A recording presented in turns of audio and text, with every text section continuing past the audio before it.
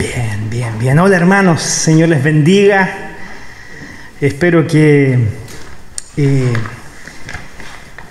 hoy día el Señor pueda hablar a sus corazones, no por palabras de humana sabiduría, sino por su palabra que es la Biblia. Y hoy día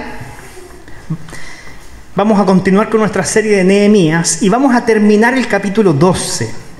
Ya nos queda un solo capítulo de Nehemías.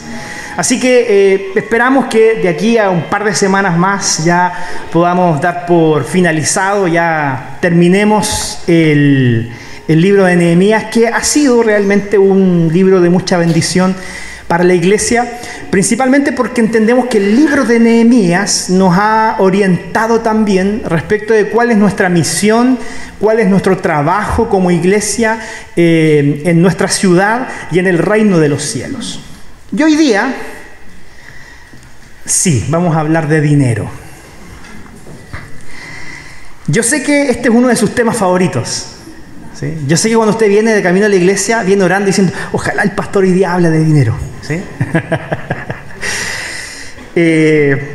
Bueno, efectivamente, no es un tema muy cómodo, a veces incluso un poco raro tratarlo, porque de alguna forma se trata de lo que está en mi bolsillo, ¿no? Y la verdad es que yo a veces soy poco llano a recibir consejos respecto de qué hacer con lo que yo entiendo que me pertenece. ¿Sí? Pero bueno, el Señor hoy día a través del texto que vamos a leer, y esa es la ventaja de la predicación expositiva, que no me pueden echar la culpa a que yo elegí el tema, porque el tema viene en el texto que sigue a continuación de lo que estamos siguiendo. Entonces yo tengo que ser fiel con la palabra, y si el texto habla sobre cómo el pueblo diezmaba y ofrendaba, ¿de qué tengo que hablar yo? Sobre eso. Entonces, hoy día vamos a conversar un poquito más acerca de esto, porque en realidad este tema está muy ligado al que nosotros conversamos la semana pasada, ¿sí? Si usted bien recuerda, la semana pasada nosotros conversamos acerca de la adoración. Y de hecho dijimos varias cosas importantes. Antes de leer el texto, yo quiero recordarle un par de cosas que conversamos la semana pasada para que usted las tenga presente hoy al momento de que hablemos sobre este tema en particular. Y cuando hablamos sobre la adoración, dijimos que adorar es algo que tanto personas cristianas como no cristianas hacen. Porque adorar es algo que está en el corazón de las personas, ya sean personas que se consideran religiosas o personas que no se consideran religiosas. Todos son adoradores porque todos, sin excepción, fuimos creados para adorar. Lo que nos distingue a unos de otros no es si adoramos o no adoramos. Lo que nos distingue es qué o quién es el objeto de nuestra adoración. Eso es lo que realmente hace la diferencia. Y respecto de eso, nosotros leímos la semana pasada este texto que está en Romanos, el capítulo 11 y el capítulo 12. Ahí son 2 versos. Dijimos que porque de Él y por Él y para Él son todas las cosas. A Él sea la gloria por los siglos. Amén. Así que, hermanos, os ruego por las misericordias de Dios que presentéis vuestros cuerpos en sacrificio vivo, santo, agradable a Dios, que es vuestro culto racional. ¿Sí? Leímos este texto bíblico y aprendimos que de este texto se desprenden 3 elementos que son característicos de la adoración de nuestro corazón. El primero es el concepto de la gloria, ¿no? Porque Pablo en aquel texto ofrece y entrega toda la gloria al Señor. ¿Qué significa esto? Que siempre hay algo en nuestro corazón que ocupa esa posición de gloria. Siempre hay algo que usted glorifica, que usted honra o que usted le presta alabanza. ¿Por qué? Porque ese algo o alguien es aquello que está por encima de todas las demás cosas. Tiene una posición de prominencia y muchas veces eso o esa persona es la fuente de su alegría, es la inspiración de sus sueños, es su mayor tesoro y es aquello con lo cual usted no podría sencillamente vivir. Eso es aquello que nosotros tenemos en nuestra posición de gloria. lo que nos lleva al segundo concepto. Porque cuando tenemos algo que está en esa posición de gloria, nos dedicamos. El texto dice que presentamos nuestros cuerpos. Eso es dedicación, ¿no? Nos presentamos a nosotros mismos y nos dedicamos a esa persona o a esa cosa. Nos comprometemos con ello. Usamos, dijimos la semana pasada, usamos camisetas, ponemos calcomanías, publicamos cosas en redes sociales o incluso algunos hasta se tatúan, aquello que para ellos es eso muy importante. Porque presentamos nuestros cuerpos y nos dedicamos a aquello que es el objeto de nuestra adoración, aquello que está en esa posición de prominencia. Y como consecuencia de ello aparece el tercer concepto, que es el sacrificio. ¿Por qué? Porque hacemos sacrificios por aquello que nosotros adoramos. Y eso me hizo recordar a la conversación que tuvo una pareja de novios por teléfono, ¿no? Empezaron a conversar y empezaron a declararse su amor mutuamente y él le decía a su novia, tú eres mi tesoro más preciado, yo por ti haría todo lo que fuera necesario para compartir mi vida contigo. Yo atravesaría mares y desiertos enteros. ¿Han escuchado eso? Mares y desiertos enteros para estar contigo. Ay, mi amor, qué lindo, qué hermoso. ¿Por qué no me vienes a ver? No, está lloviendo. ¿Cómo se te ocurre que voy a salir? Porque bueno, cuando realmente algo es importante para nosotros, hacemos sacrificios. Y dedicamos de nuestro tiempo y de incluso de nuestro dinero para poder honrar aquello que está en eso que es el objeto de nuestra adoración, aquello que está en la posición de gloria. Entonces, cuando nosotros sumamos estos tres conceptos, en nuestra experiencia práctica estamos adorando. Y todos adoran algo, una banda de música, un equipo de fútbol, a una persona, puede ser su novio, su novia, o adoran también incluso pensamientos, filosofías, ideologías políticas. Algunos adoran algún pasatiempo, otros adoran su propio cuerpo, el placer, la televisión, alguna serie de Netflix, alguna película, qué sé yo, los videojuegos, otros adoran la comida, etc. Existe un sinfín de cosas que las personas pueden elegir en este supermercado de los dioses que están disponibles hoy día para hacer aquello el objeto de su adoración. Entonces, esto nos lleva a comprender lo que Pablo nos dice. Nos dice, el cristianismo tiene como premisa fundamental el hecho de que nosotros ponemos en la posición de gloria a aquel que es el creador de todas las cosas. Eso es lo que dice Pablo en el capítulo 1 de Romanos. ¿Sí? Él es lo más importante en nuestra vida. Y por lo tanto, todas las cosas que nosotros tenemos son un don de Dios, son un regalo de Dios. Su familia, su trabajo, su dinero, sus pasatiempos, sus gustos personales, todos son dones creados por Dios para que disfrutemos de ellos, pero poniéndolos en la posición correcta, poniéndolos debajo de aquel que debe ser nuestro más grande anhelo y tesoro, que es el creador de todas las cosas. El cristianismo, de alguna forma, ordena nuestra vida poniendo a Dios como prioridad y disfrutando de todas las otras cosas que el Señor creó para que nuestra vida sea feliz y placentera, aunque no siempre vamos a experimentar la alegría. El problema es que los creyentes vivimos en medio de una cultura pagana. ¿Por qué? ¿A qué nos referimos con paganismo? Nos referimos a esta cultura que ha hecho una inversión, que ha dado vuelta este esquema que Dios creó. Dios creó todas las cosas para ser Él quien se llevara toda la gloria y el poder y la honra y la alabanza, y dispuso de todas las cosas creadas para que el ser humano las disfrutara. Pensemos en cómo Dios creó todo en el Edén. ¿Sí? Fue todo perfecto. Dios hizo un pacto con Adán. Le dice, yo voy a ser tu Dios, tú me vas a adorar, yo voy a caminar junto a ti, vamos a tener una relación cercana y estrecha, y a cambio yo te voy a dar este jardín que tú vas a cultivar y vas a disfrutar y vas a comer, y aquí tienes a tu esposa y forma una familia y sé feliz. Entonces Dios hace un pacto con el hombre, le dice, yo soy tu Dios y yo te voy a proveer de todo para que tú disfrutes. ¿Cuál es nuestro problema? El paganismo. Que generamos una inversión. Quisimos poner las cosas creadas en el lugar del Creador y pensamos que nosotros podíamos estar en esa posición. Y por eso el hombre cayó. Y a consecuencia de que el hombre cayó en el Edén, todos nosotros también nacemos con esta inversión en el corazón, en donde ponemos las cosas creadas por encima del Creador. Ahora bien,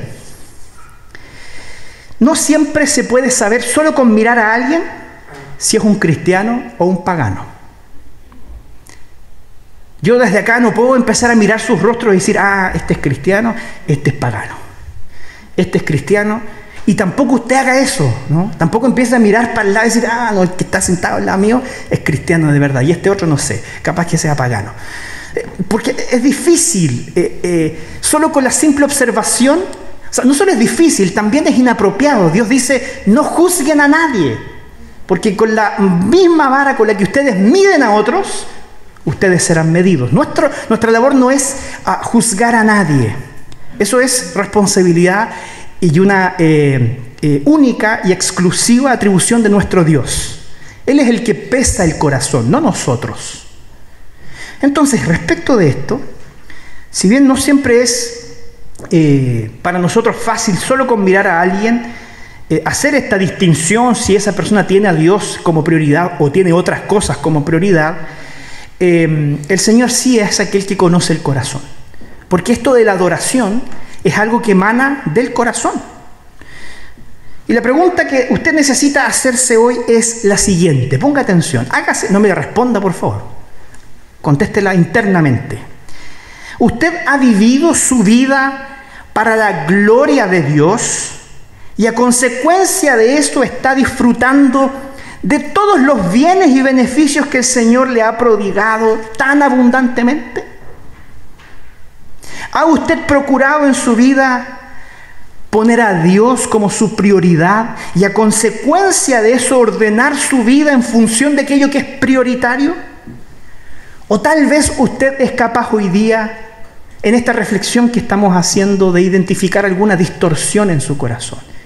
Y ser sincero consigo mismo, no ser hipócrita. No necesita ser hipócrita acá, porque usted está delante del Señor, no delante de los hombres. Y decir con toda sinceridad para su corazón, en realidad yo he puesto otras cosas en la posición de gloria. Yo he adorado otras cosas y no al Señor en mi vida. Y necesito arrepentirme de eso. ¿Y sabe qué? Si se arrepiente, el Señor lo va a perdonar. Pero es importante que hagamos esta reflexión.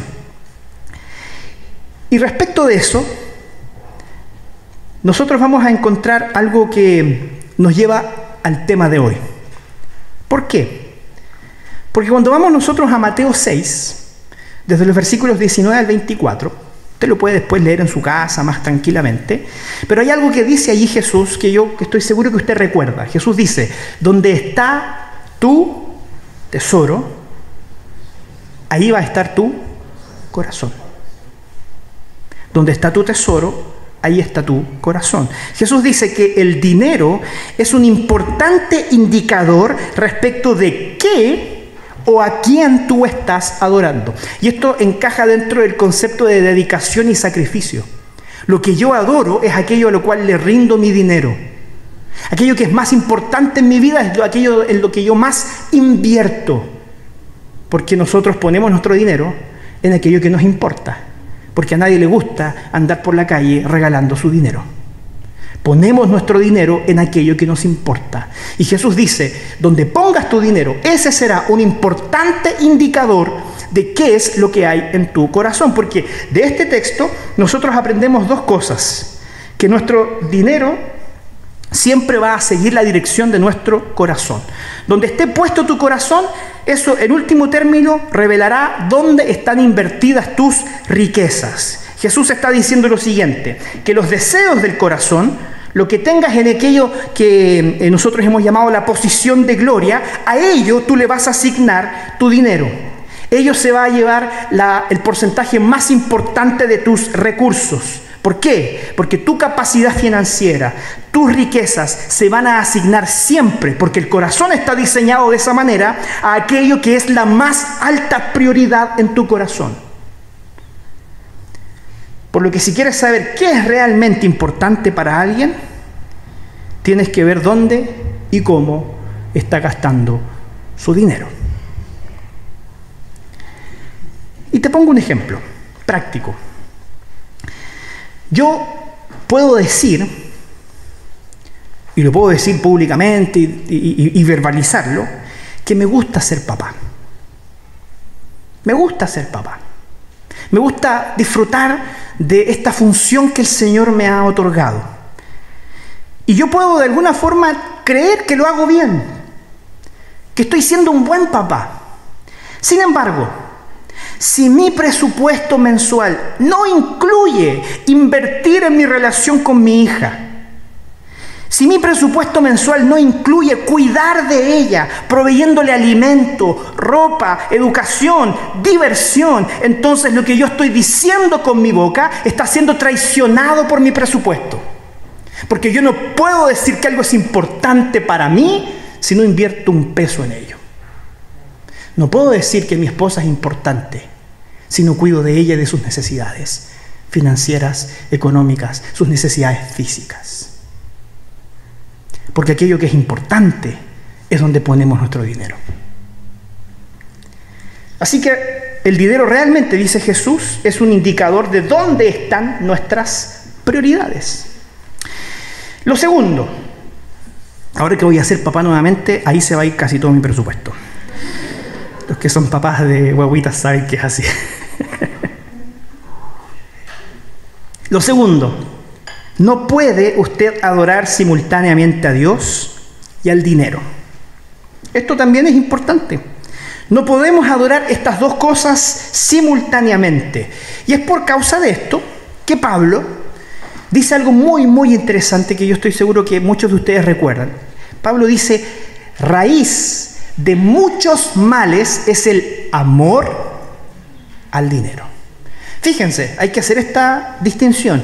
Pablo no dice que el origen de los males es el dinero en sí mismo, porque el dinero es un don de Dios. El dinero puede ser una bendición. Lo que dice Pablo es que aquellos que aman al dinero traen muchos males sobre su vida. ¿Por qué? Porque ponen aquello que Dios creó para nuestro disfrute y deleite en la posición que le corresponde a Él. Y cuando hacemos esa distorsión, entonces generamos complicaciones para nuestra vida. Así que cuando hablamos de adoración en general, Dios debe ser siempre glorificado por encima de todas las cosas. Y en lo específico, en la práctica, esto debe de alguna manera revelarse a través de cómo invertimos nuestro dinero y qué tan saludables son nuestras finanzas. Así que respecto de esto, y antes de leer el texto, déjenme hacer un par de reflexiones más. Respecto de cómo yo administro mi dinero, puedo tener dos visiones. Yo puedo tener la visión de ser un soberano, ¿no? Creerme Dios y decir, ok, yo tengo el control sobre mis riquezas y puedo hacer con ellos lo que bien se me venga en gana, y ningún Dios, y menos aún ningún predicador de medio pelo, me va a decir qué hacer con mi plata. Podemos tener esa actitud. Yo soy un soberano, yo decido, ni Dios ni el pastor me va a decir qué hacer. O puedes tú tener la opción más sabia de no creerte un soberano, porque no lo eres, sino percibirte a ti mismo como un administrador de los recursos que le pertenecen al Dios que sí realmente es soberano. Y fíjense, un administrador es alguien que no reparte y regala plata a diestra y siniestra. Un administrador es alguien que por definición usa los recursos sabiamente, distribuye racionalmente y razonablemente los recursos conforme a las prioridades y conforme a las necesidades, con la finalidad de que los recursos no sean ni mal gastados ni desperdiciados. Eso es lo que el Señor pide de ti. Sé un administrador sabio y responsable. No se trata de regalar dinero y de andar despilfarrándolo, sino que de usar con sabiduría lo que Dios te ha puesto en las manos y en los bolsillos. Así que, cuando Jesús enseña en Lucas 16:10 una parábola, Él dice lo siguiente. Él habla de dos tipos de administradores.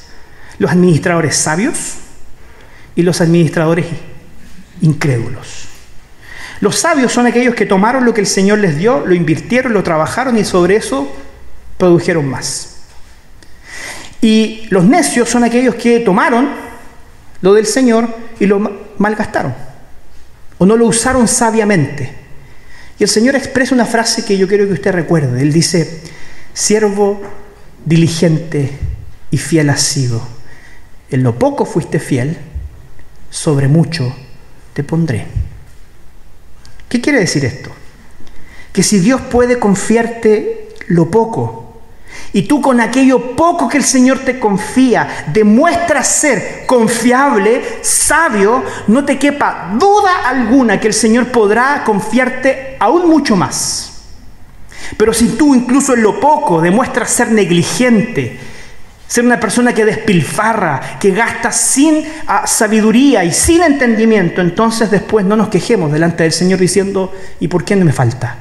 ¿Y por qué no tengo lo suficiente? Lo que la Biblia enseña es que aquellos que prueban ser buenos mayordomos confiables, Dios les puede confiar más. Porque Dios busca personas que no se vean a sí mismas como soberanos, sino como administradores. Él quiere personas que sean sabias para distribuir adecuadamente todo lo que le pertenece al Señor a fin de cubrir sus necesidades propias, ayudar al prójimo y sostener la obra del Señor. Entonces, para quienes somos discípulos de Cristo, el dinero no es algo malo en sí mismo. Es una oportunidad que usted tiene de hacer lo correcto. Tener dinero te da la oportunidad de hacer lo correcto. Y ello va a estar determinado por lo que tu corazón adora. Teniendo esto en mente, porque esta era solo mi introducción, pero no va a ser muy largo, no se preocupe, yo siempre digo lo mismo. Vamos a ir al texto en Nehemías. Abra su Biblia en Nehemías, no lo traje proyectado. Y vamos a leer el capítulo 12, desde los versos 44 al 47. Nehemías 12, desde el 44 al 47. Si hay alguien que no tenga Biblia, puede acercarse a otro que la tenga, compartir ahí. Y aproveche y decirle: trae tu Biblia. Es importante. Miren lo que dice el texto. Nehemías 12, del 44 al 47. Dice: en aquel día fueron puestos varones sobre la cámara de los tesoros de las ofrendas, de las primicias, de los diezmos, para recoger en ellas, de los ejidos de las ciudades, las porciones legales para los sacerdotes y levitas, porque era grande el gozo de Judá con respecto a los sacerdotes y levitas que servían. Y habían cumplido el servicio de su Dios y el servicio de la expiación, como también los cantores y los porteros, conforme al estatuto de David y de Salomón su hijo. Porque desde el tiempo de David y de Asaf, ya de antiguo, había un director de cantores para los cánticos y alabanzas y acción de gracias a Dios. Y todo Israel, en días de Zorobabel y en días de Nehemías, daban alimento a los cantores y a los parteros, cada cosa en su día. Consagraban a sí mismos sus porciones a los levitas, y los levitas consagraban parte a los hijos de Aarón. El pueblo era generoso. Sostenían a los sacerdotes, a los levitas y curiosamente también al grupo de alabanza. Así que yo los escucho cuchicheando y atrás, vamos a empezar a cobrar ahora. No, porque era parte del ministerio, ¿no? Ellos habían llamado a gente a formar parte del trabajo y dedicación exclusiva. Y como ellos estaban dedicados exclusivamente a esto, entonces el pueblo generosamente les ofrendaba, les aportaba para que ellos pudieran tener con qué sostenerse. Entonces hay una gran verdad que yo quiero que usted recuerde como la tesis principal de esta reflexión, de esta predicación. Porque cuando los recursos, la palabra deben no debería estar ahí, pero cuando los recursos son administrados sabiamente, la gente ofrenda generosamente. ¿Ya?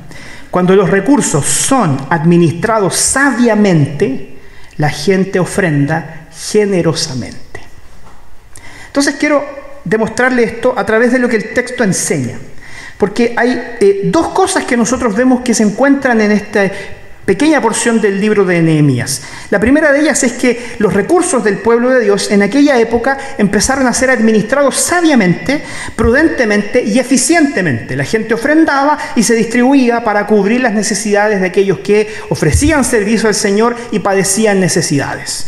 Pero junto con eso, como resultado de lo anterior, como los dineros estaban siendo administrados sabiamente, la gente empezó a dar generosamente. ¿Por qué? Porque había un alto grado de confianza en cómo eran administrados los recursos.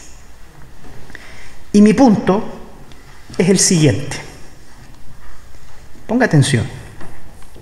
Muy a menudo, los predicadores se levantan para decirle a las personas: hay que dar, hay que ofrendar, hay que diezmar, hay que sembrar, como dicen algunos otros por ahí, ¿sí? O hay que pactar, esos son los peores. O hay que pactar. Usualmente se levantan muchos predicadores diciendo: hay que hacer, hay que dar, hay que dar, hay que dar, hay que dar. Pero fíjense que a través de este texto yo descubrí algo muy importante. La primera responsabilidad no recae sobre ustedes, sino sobre quienes son líderes de la iglesia. La primera responsabilidad recae sobre quienes son líderes de la iglesia. ¿Para qué? Para que pueda existir siempre un lugar confiable donde entregar nuestro dinero para la adoración al Señor. ¿Por qué? Porque si eres un buen administrador, tú vas a tomar los recursos que Dios te ha confiado y los vas a invertir en un lugar donde usted sabe que los usarán sabiamente, prudentemente, porque son los recursos del Señor. Los administradores no solo son aquellos que dan, los administradores también son aquellos que piensan primero dónde dar. Y para tener un mediano grado de certeza de que en realidad donde yo voy a dar no lo van a estar malgastando. Donde yo voy a dar, el dinero no va a estar siendo despilfarrado, sino va a estar siendo usado de la forma más sabia y efectiva posible. Un administrador, y disculpen que lo diga de esta forma, no es alguien que se tapa los ojos y entrega su plata y dice: Señor, ahí está la plata, lo que hagan los líderes con ella no me importa. Eso no te hace un buen administrador.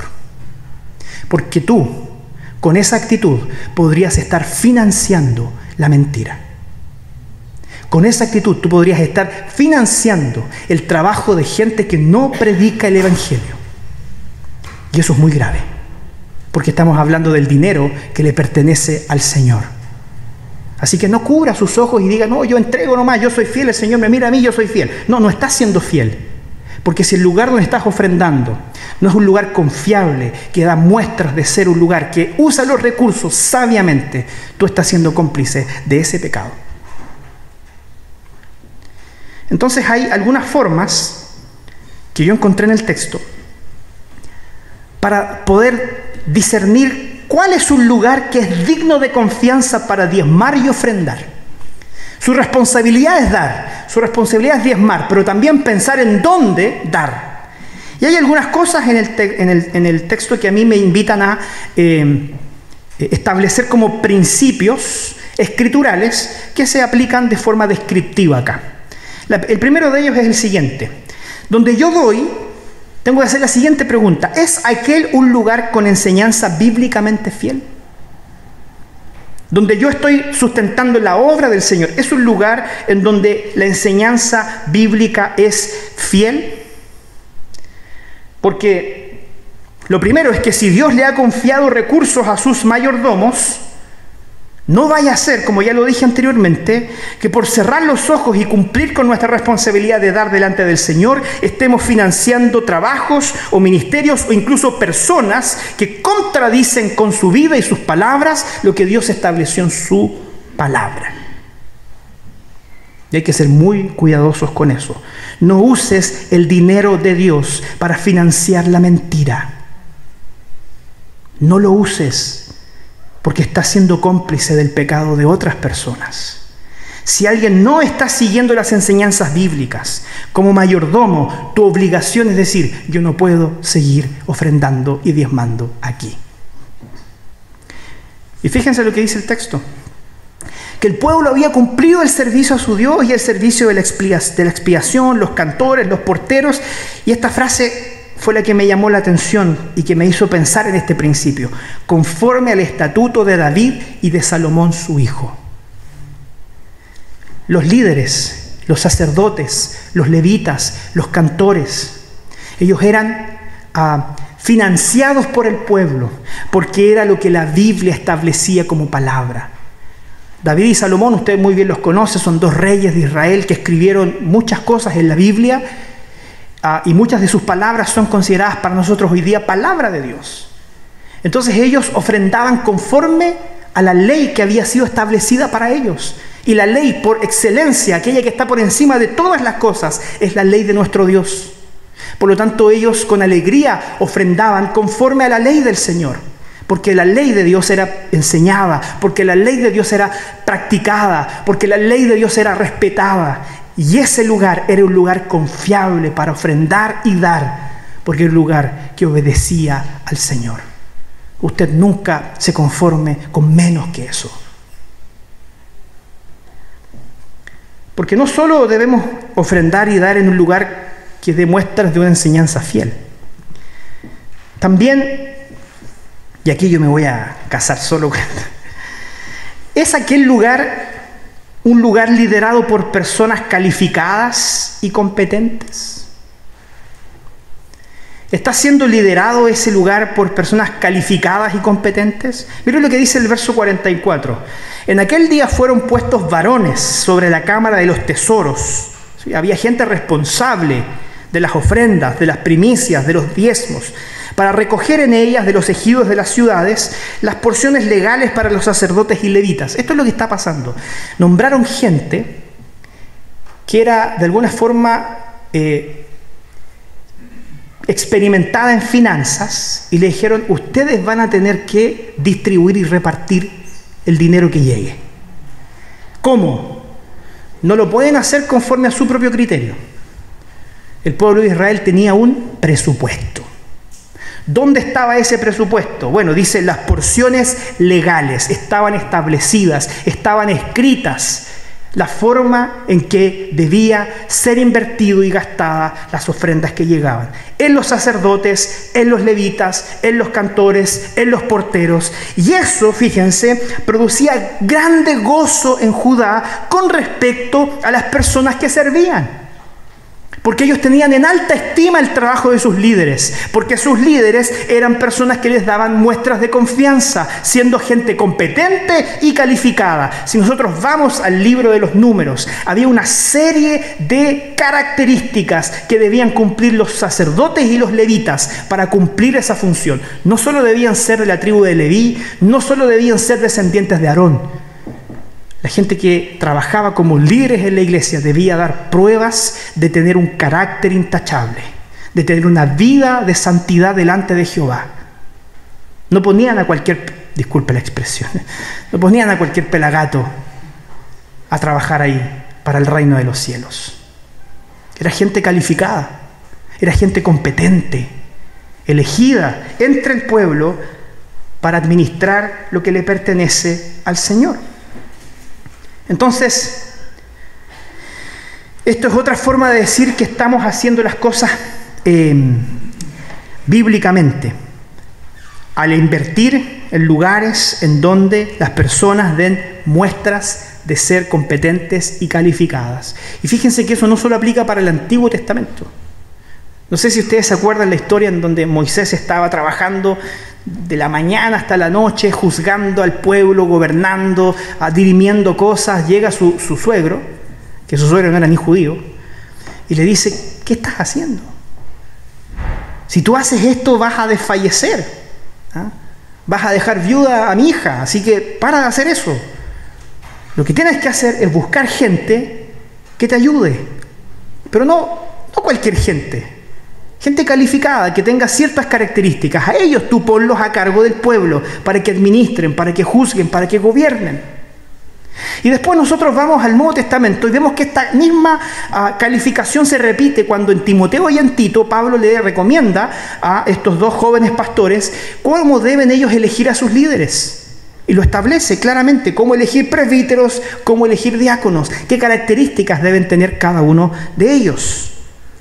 Entonces, queridos hermanos, debemos también siempre preguntarnos, como administradores, ¿vamos a entregar nuestros recursos en un lugar donde las personas que están a cargo son capaces, son competentes como líderes y como administradores? Porque si los líderes no llenan los criterios bíblicos, entonces tal vez ese es un lugar en donde no vale la pena invertir, porque tal vez sus líderes están obrando en rebeldía contra Dios. Fíjense que comentando esto, yo tuve una conversación privada con algunas personas, no los voy a delatar, pero no fue en Concepción, fue en Chillán. Y yo estaba conversando con algunas personas y me dijeron: lo que pasa es que tú tienes una visión muy empresarial de la iglesia. Porque el Señor mira el corazón. Y yo me quedé pensando, ¿será que yo estoy pensando mal esto?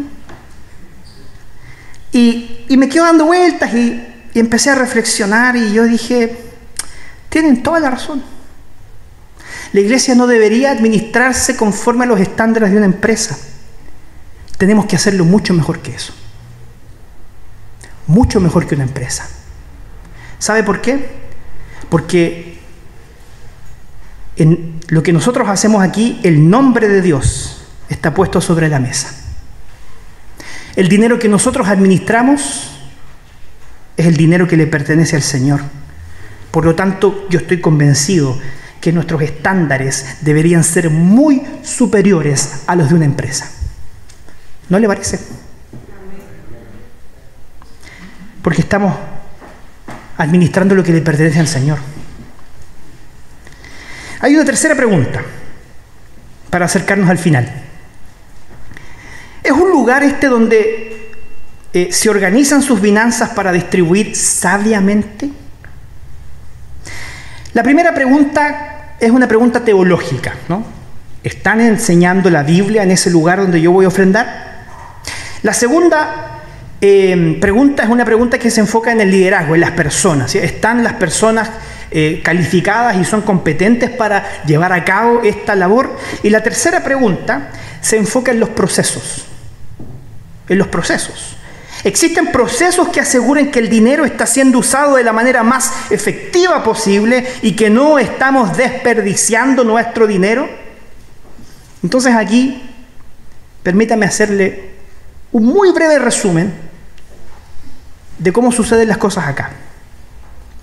Cuando usted ofrenda, porque la mayoría tal vez no lo sabe, cuando usted ofrenda, cuando usted diezma, eso que está acá adelante y que es consagrado al Señor y por lo cual nosotros oramos, se lleva a un lugar privado, en donde dos personas que no son familiares cuentan el dinero, levantan un acta firmada y se guarda el dinero bajo llave. Luego viene el tesorero, firma el acta, lleva el dinero, lo deposita y lo ingresa en una cuenta corriente que es de la iglesia, cuenta corriente que está acompañada de su debido libro de tesorería y sus debidos archivadores, porque no es un archivador, son archivadores de comprobantes de ingresos y egresos que son revisados y auditados por una comisión externa al consistorio 2 veces por año. Y ese debería ser siempre el desde. No solo tenemos un tesorero, yo siempre lo digo, muy competente. También tenemos líderes que son celosos. Y aquí yo voy a confesar mi pecado. Cuando yo como pastor he propiciado que el dinero a veces se malgaste, yo se lo doy como testimonio de los líderes que ustedes tienen. Cuando yo he despilfarrado dinero de la iglesia, los líderes me han puesto en mi lugar. Los líderes me han confrontado y me han dicho: pastor, eso no estuvo bien. Y yo, como parte del consejo, tengo que agachar el moño, pedir perdón y procurar siempre que lo que usted ofrenda Cada peso que usted pone en la bolsa, cada peso que usted transfiere a la cuenta corriente de la iglesia, sea usado con sabiduría y de la manera más eficaz posible. ¿Para qué? Para producir el avance del reino de los cielos. Acá no están las glorias personales de por medio, está la gloria de nuestro Dios. Así que nuestros recursos son asignados por el consistorio a distintos ministerios y trabajos que se realizan durante el año conforme a un presupuesto mensual al cual usted puede acceder. Presupuesto que incluso se muestra en la asamblea anual de miembros y les dice, miren, esto es lo que nosotros vamos y esperamos recibir el próximo año y en esto lo vamos a gastar. Y cada año en la asamblea ordinaria nosotros presentamos y damos cuenta de cada peso gastado y en qué se gastaron. Usted puede levantar la mano, puede preguntar, puede hablar con el tesorero, puede incluso indagar en nuestros documentos financieros. Porque queremos siempre garantizar que aquí no hay nada que esconder. Nunca tenemos nada que esconder. ¿Y sabe qué? No debería decirlo yo, pero yo creo que este lugar es un lugar confiable. No lo hacemos perfecto, sobre todo a veces porque el pastor toma malas decisiones, pero no lo hacemos perfecto, pero yo creo que lo hacemos bastante bien. Y no lo hacemos bastante bien porque con eso nosotros queramos decir, sí, somos la mejor iglesia del mundo. No, es porque es lo mínimo que le debemos a nuestro Dios al momento de que Él nos nombró como administradores de este lugar.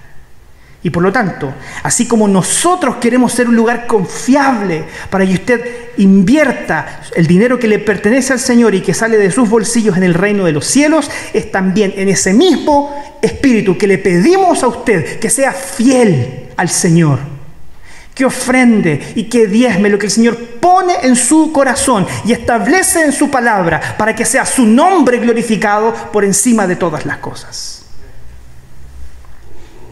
Así que, respecto de esto, quiero hacer una última aplicación.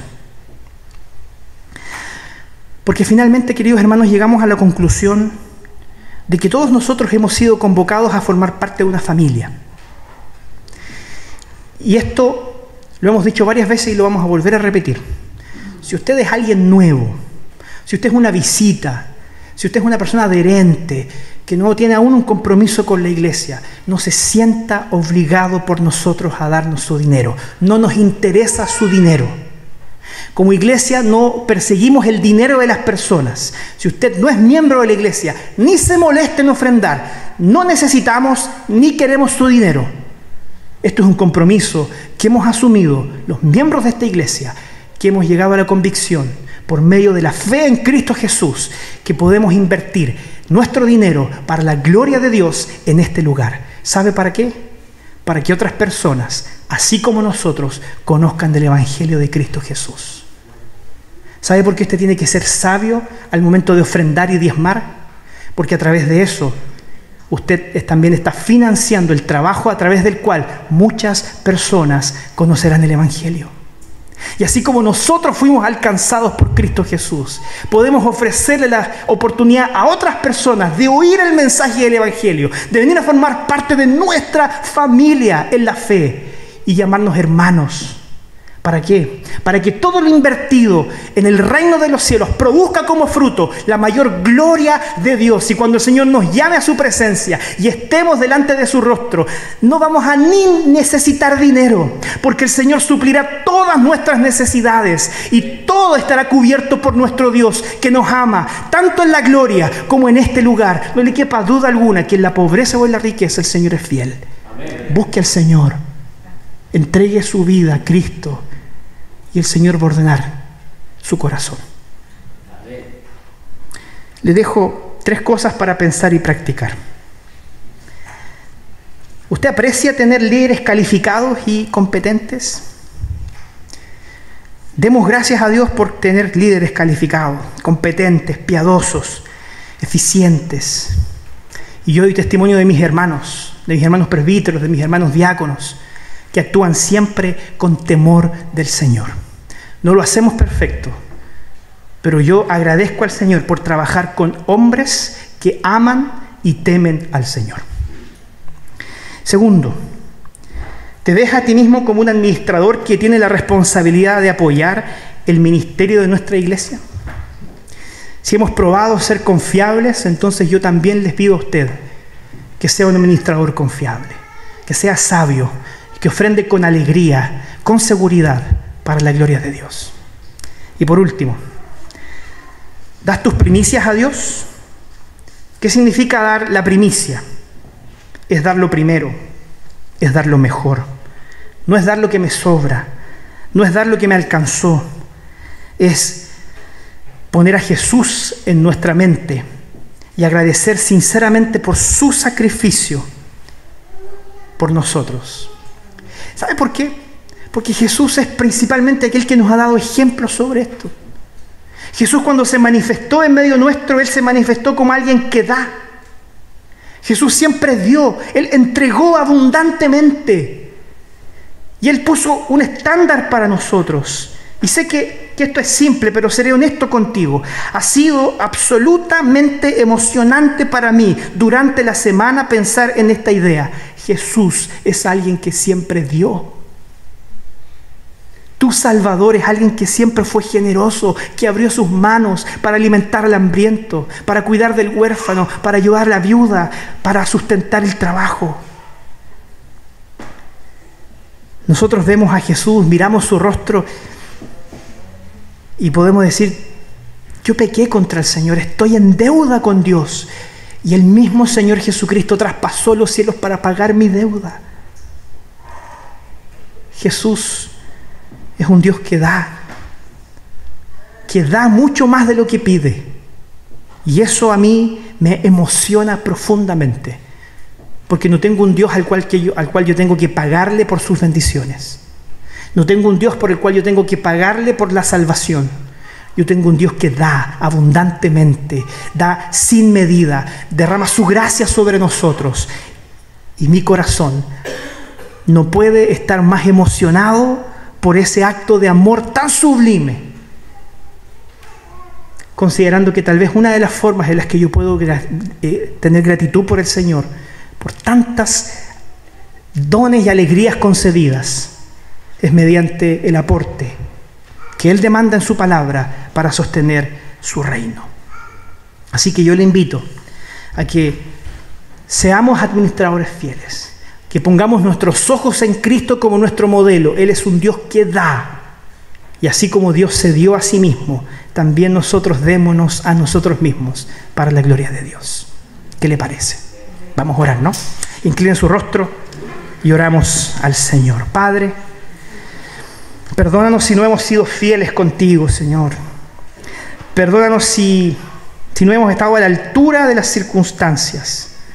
Perdónanos, Señor, si incluso queriendo ser soberanos de nuestro dinero lo hemos despilfarrado y lo hemos malgastado, Señor. Y yo sé, Señor, que hay muchos entre nosotros que pasan por problemas económicos. Yo sé, Señor, que hay muchos entre nosotros que, tomando malas decisiones, hoy día viven angustiados por las deudas y hoy día, Señor, tal vez ni siquiera les alcanza para lo necesario. Y si bien, Señor, reconocemos que muchas veces ello es consecuencia de nuestra propia mala administración y decisión, yo sé, Señor, que tú te manifiestas como un Dios bondadoso. Y yo te pido, Señor, te ruego que tú conmuevas el corazón de aquellos que hoy día están padeciendo necesidades financieras, ya sea porque sus finanzas están desordenadas, o ya sea, Señor, porque por falta de trabajo y oportunidades los recursos no son suficientes, y que tú, Señor, te manifiestes en gracia en sus vidas. Te ruego, Señor, te imploro en el nombre de Jesús que estos hermanos nuestros sepan pedir ayuda oportuna, Señor, para poder tener lo necesario para vivir, y para también, Señor, recibir ayuda y orientación sobre tal vez cómo reorganizar sus finanzas, a fin de que también aquello que nosotros hacemos con nuestro bolsillo refleje lo que hay en nuestro corazón, que es glorificarte, que es amarte por encima de todas las cosas. Señor, también te pido que sigas bendiciendo a los líderes de esta iglesia, a sus presbíteros principalmente, a sus pastores, para que les des también siempre gracia y sabiduría para actuar con temor de ti, Señor, porque has puesto en nuestras manos la administración de una iglesia maravillosa que ofrenda siempre generosamente.